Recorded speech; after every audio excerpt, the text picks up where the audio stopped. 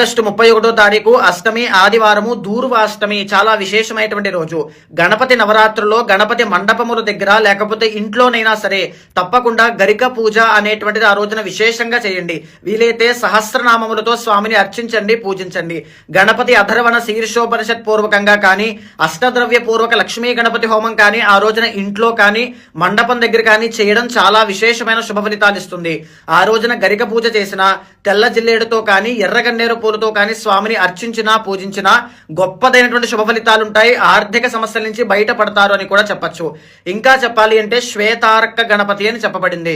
శ్వేతార్క గణపతి అంటే ఈ యొక్క తెల్ల జిల్లేడు వేరుతో తయారు చేసినటువంటి శ్వేతార్క గణపతికి తెల్ల జిల్లేడు పూలతో ఆ రోజున అర్చిస్తే కనుక రుణ బాధల నుంచి, దృష్టి ప్రభావం దగ్గర నుంచి, నెగిటివ్ ఎనర్జీ, జాతక దోషాలు ఏమున్నా ఆ రోజున తొలగిపోతాయి. శ్వేతార్క గణపతి దొరకకపోతే స్ఫటిక గణపతికి కానీ, పాదరస గణపతికి కానీ, మట్టి గణపతికి కానీ